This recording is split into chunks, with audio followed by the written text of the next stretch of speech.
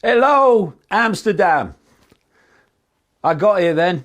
At last, long last. And I'd like to thank my volunteer legal team for their persistence. Persistence is resistance. You don't give up, for making this possible. Because I was banned by the government, actually two different governments now, both of them that have freedom in their name, ironically, for 4 years in total, and then whatever happens after that. But I was also banned by the mayor of Amsterdam from even speaking on a screen. But the fact that I'm doing so now is proof that they've had to relent and admit they were wrong. And I've been asked to speak about peace. And it's worth asking the question then, what is peace? Well, some definitions say it's the absence of war. Some say it's in the same way, the absence of conflict. But what it's not is the absence of disagreement. Peace is not about everyone agreeing with everyone else, like little clones of the mind. It's having your unique expression, your unique view of life and yourself, and being given, well, no, not given. This is not something that's given. Being in your unique, infinite self, having the right to express your uniqueness of view. And when I was targeted for banning, seems a long time ago now, you had the ultra-Zionist city who started it, but then along comes the so-called left in their various forms, saying, yeah, ban him, ban him. Well, there is a right, as I say, to have a uniqueness of view about the world and yourself and reality. What there is not in a world that pays anything like lip service to freedom is the right to stop others who have a different view to you having the ability to express that. In other words, freedom of speech and freedom of thought, freedom of opinion, is the absolute basis of any free and any peaceful society.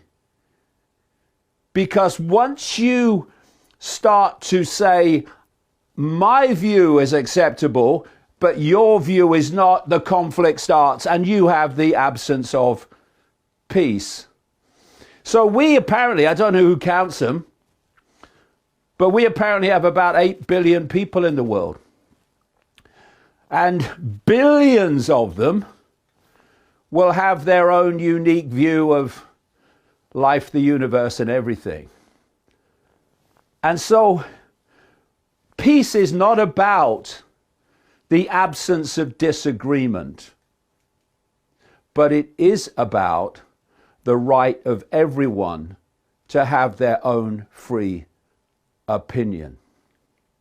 And you know, it's become ever more obvious to me the way that the so-called right and the so-called left have been played off against each other ever more blatantly to create this essential element to the few controlling the many, and that's divide and rule. set your target population at war with itself, and while they're fighting each other, cussing each other, condemning each other, you, the few, can go about your business of manipulation and centralization of power to dystopia, unchallenged and even unidentified. And if I have one thing to get across today, it is this. I don't care if you are left, I don't care if you are right, I don't care if you're somewhere in between. You are in the gun sights of the same force that is playing everyone off against each other to create this divide and rule. And so, you have the left, I'm left, I am, and you have the right, I'm right, I am. In every way, I'm right. And if we just see it like that, then what happens? We have the absence of peace. Bang, bang, bang, bang. But if we will just go one step higher or back into the shadows, whatever metaphor you want to use, you'll find the force that I call the global cult, this network of global secret societies with an interlocking leadership that is working through both left and right and playing them off against each other. And we have a magnificent example to prove the point currently. In America, we have Trump, and he is the right. And what is he doing? He's destroying freedom of speech. He's putting troops on the streets of cities.